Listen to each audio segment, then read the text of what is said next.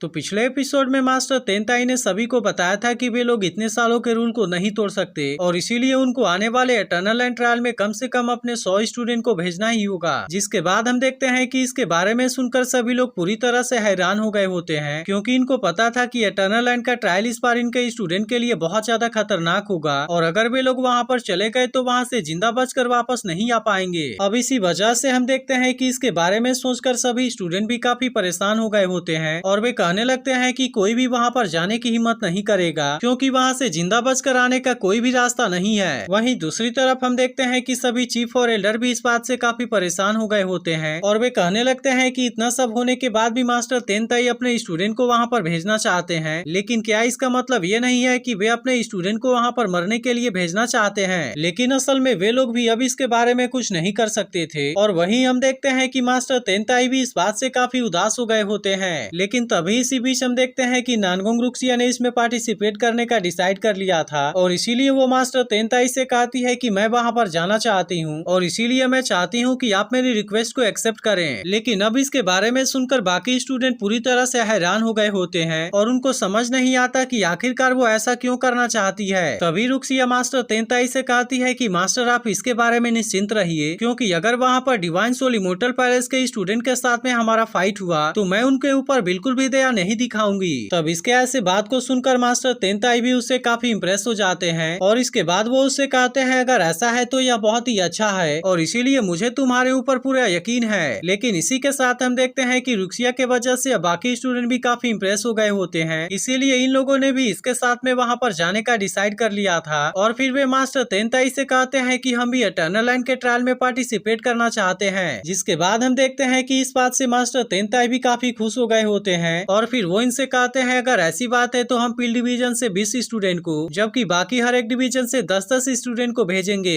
इसके बाद वे सभी डिवीजन के चीफ को ऑर्डर देते हैं कि वे अपने तरफ से 10-10 स्टूडेंट को सेलेक्ट कर लें, ताकि इस तरह से वे लोग यहाँ से निकलने के लिए रेडी हो सकें। जिसके बाद हम देखते हैं कि वे लोग भी अब इसके लिए रेडी हो गए होते हैं। लेकिन तभी इसी बीच हम देखते हैं कि डेनियल भी इनसे कोई बात करना चाहता था, इसीलिए वो सबसे पहले इनके सामने आकर इसके लिए रिक्वेस्ट करने लगता है और फिर वो इनसे कहता है कि मैं लिंक्स एंड मेडिसिनल गार्डन के स्टूडेंट को रिप्रेजेंट करना चाहता हूँ, ताकि इस तरीके से मैं अपने सीनियर ब्रदर टैन्यू को श्रद्धांजलि दे सकूं। इसीलिए मैं चाहता हूँ कि आप मुझे भी इसके लिए एक चांस दें और इटर्नल एंड के ट्रायल में पार्टिसिपेट करने के लिए मुझे भी एक प्लेस दें। तब इसके ऐसे बात को सुनकर एल्डर सेन और एल्डर यान इस बात से हैरान हो गए होते हैं। लेकिन इसी के साथ हम देखते हैं कि वे इसे किसी मुसीबत में नहीं डालना चाहते थे, इसीलिए वो डेनियल से कहते हैं कि मैं तुम्हारी बात को समझता हूँ, लेकिन असल में मुझे ऐसा नहीं लगता कि तुम वहाँ पर जाने के लिए काबिल हो, क्योंकि अगर वहाँ पर डिवाइन सोल इमोर्टल पैलेस या फिर इटर्नल इमोर्टल सेक्टर के स्टूडेंट से तुम्हारा सामना हुआ तब उसके बाद उनके सामने कुछ नहीं कर पाओगे और इस तरह से मुझे ऐसा लगता है कि बाकी स्टूडेंट भी इसके वजह से मारे जाएंगे। लेकिन इसके बाद भी हम देखते हैं कि डेनियल को किसी और चीज के बारे में चिंता नहीं होती, इसीलिए वो एल्डर सेन से कहता है कि मुझे अपने जान के बारे में कोई चिंता नहीं है, बल्कि मैं तो केवल सीनियर ब्रदर टैन्यू को इंसेंस ऑफर करना चाहता हूँ और इसीलिए मैं चाहता हूँ कि आप मुझे वहाँ पर जाने दीजिए। तब इसकी बात सुनकर एल्डर सेन और एल्डर यान इसके बारे में फिर से सोचते हैं और आखिरकार एल्डर यान इसकी बात मानने के लिए रेडी हो जाते हैं। जिसके बाद हम देखते हैं कि डेनियल भी इस बात से काफी खुश हो गया था और फिर इसके लिए वो इनको थैंक यू भी कहता है। इसके बाद अगले सीन में हम देखते हैं कि वे सभी इटर्नल एंड के ट्रायल में पार्टिसिपेट करने के लिए इटर्नल इमोर्टल सेक्टर में आ गए होते हैं। लेकिन असल में इस वक्त वे सभी काफी उदास थे और इनको अपने मारे गए सभी साथियों के बारे में याद आ रहा था। वहीं दूसरी तरफ हम देखते हैं कि डेनियल भी टैन्यू के ना होने की वजह से काफी उदास होता है और अब इस तरह से वो उस टाइम के बारे में याद करने लगा था जब वो टैन्यू के साथ में कंपटीशन के लिए यहाँ पर आया था और वे दोनों एक साथ में आकर यहाँ पर बहुत ज्यादा खुश थे।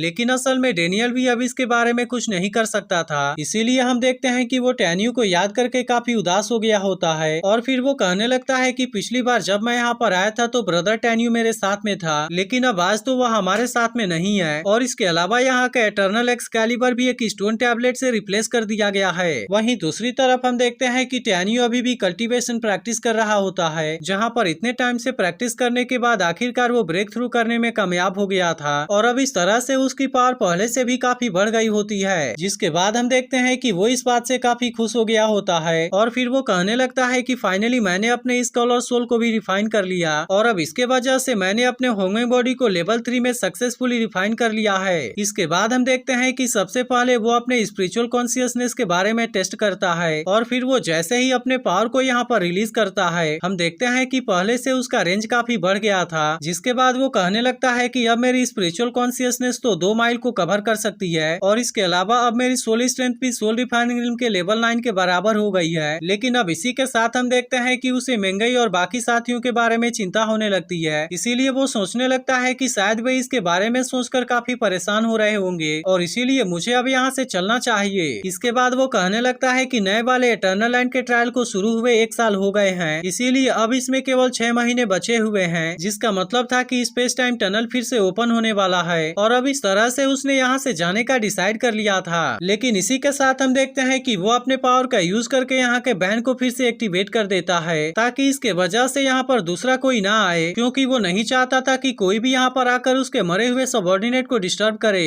इसके बाद हम देखते हैं कि इमोर्टल के डेड बॉडी के आंख से कोई पावर बाहर निकलती है, जिसके वजह से यहाँ का बैन फिर से पूरी तरह से एक्टिवेट हो गया था और अब इस तरह से यह जगह बिल्कुल पहले के जैसी हो जाती है। इसके बाद हम देखते हैं कि टेन्यू भी अब यहाँ से जाने के लिए रेडी हो गया था, इसीलिए वो मंकी डीमन के कंधे पर आ जाता है और फिर उससे कहता है कि अब हमारे पास में केवल 6 महीने का टाइम है, इसीलिए मैं चाहता हूँ कि तुम केवल इतने समय में मुझे इसे भी से बाहर निकाल कर ले चलो ताकि उसके बाद हम भी यहाँ से बाहर निकल सकें। तब इसके बारे में सुनकर मंकी डीमन उससे कहता है कि मास्टर आप इसके बारे में बिल्कुल भी चिंता ना कीजिए और इसके बाद वो इसे अपने ऊपर लेकर फ्लाई करते हुए बाहर की तरफ जाने लगता है। वहीं दूसरी तरफ हम देखते हैं कि हुआंगफू सेक्टर के जितने भी स्टूडेंट इटर्नल लैंड के ट्रायल में पार्टिसिपेट करने के लिए गए हुए थे, अब वे भी वहाँ से बाहर निकलने के लिए पूरी तैयारी कर चुके होते हैं। जिसके बाद इसमें से एक लड़का कहने लगता है कि मुझे तो टाइम एंड स्पेस माउंटेन पर कोई भी एनिमी दिखाई नहीं दे रहा और इसीलिए कहीं ऐसा तो नहीं कि वे टाइम एंड टनल स्पेस से हमसे पहले ही बाहर निकल गए। तब इसकी बात सुनकर दूसरा लड़का कहता है कि ऐसा हो सकता है, क्योंकि वैसे भी तो अब स्पेस टाइम टनल के क्लोज होने का टाइम आ गया है। लेकिन वहीं दूसरी तरफ हम देखते हैं कि रुक्सिया भी इनके बात को ध्यान से सुन रही होती है, जिसके बाद वो इनसे कहती है कि हमें इसके लिए पूरी तरह से अलर्ट रहना होगा, क्योंकि मुझे ऐसा शक है कि हमारे एनिमी अभी भी वहाँ पर होंगे। इसीलिए रुक्सिया डिसाइड करती है कि वे इसके बारे में कोई भी रिस्क नहीं लेना चाहते और फिर जैसे ही टाइम एंड स्पेस टनल के क्लोज होने में केवल 20 ब्रेथ का टाइम बचा होगा, तब उसके बाद मैं अपने स्पीड बोट के स्पीड को बढ़ा दूंगी और फिर इस तरह से हम टाइम एंड स्पेस टनल से होते हुए बाहर चले जाएंगे। जिसके बाद हम देखते हैं कि वे सभी भी इसकी बात मानने के लिए रेडी हो गए होते हैं और कहते हैं कि यही तरीका हमारे लिए सबसे सेफ रहेगा। अब इस तरह से हम देखते हैं कि वे यहाँ से टाइम एंड स्पेस टनल वाले माउंटेन की तरफ जाने लगे थे, लेकिन असल में डिवाइन सोल इमोर्टल पैलेस और इटर्नल इमोर्टल सेक्टर के स्टूडेंट इनका वहाँ पर वेट कर रहे होते हैं, जो कि इनको देखते ही इनके ऊपर अटैक करने के लिए पूरी तरह से रेडी हो गए थे। लेकिन वहीं दूसरी तरफ हम देखते हैं कि रुक्सिया ने भी अब इनको देख लिया था, इसीलिए वो अपने सभी साथियों से कहती है कि तुम पूरी तरह से रेडी हो जाओ और अब इतनी बात कहने के बाद वो अपने स्पीड बोट के स्पीड को बढ़ा देती है। लेकिन इसके बाद भी हम देखते हैं कि वे इनको इतने आसानी से यहाँ से नहीं जाने देना चाहते थे, इसीलिए वे सभी इनके ऊपर हंसने लगते हैं और फिर कहने लगते हैं कि तुम्हें क्या लगता है कि तुम इतने आसानी से यहाँ से बाहर जा पाओगे। इसके बाद हम देखते हैं कि वे सभी अपने पावर को एक साथ में यूज करके इनके ऊपर अटैक कर देते हैं। लेकिन यह देखते ही रोक्सिया भी अब पूरी तरह से अलर्ट हो जाती है और फिर वो अपने सभी साथियों को स्पीड बोट से बाहर निकाल लेती है। लेकिन इसके बाद भी हम देखते हैं कि वे इनके पावर के सामने ज्यादा कुछ नहीं कर पाते और इस तरह से इसमें रुओक्सिया का एक साथ ही मारा जाता है। तब यह देख रुओक्सिया सभी से कहती है कि तुम जल्दी से टाइम एंड स्पेस टनल में एंटर कर जाओ और अब इसके बारे में सुनकर वे सभी टाइम एंड स्पेस टनल के तरफ जाने लगते हैं। लेकिन तभी हम देखते हैं कि इनके एनिमी ने इनको सामने से आकर घेर लिया था, जिसके बाद वे इनसे कहने लगते हैं कि तुमने यहाँ से भागने के बारे में सोच भी कैसे लिया, क्योंकि आज अगर तुम्हारे पास में विंग भी होता तो उसके बाद भी तुम यहाँ से भागने में कामयाब नहीं हो पाते।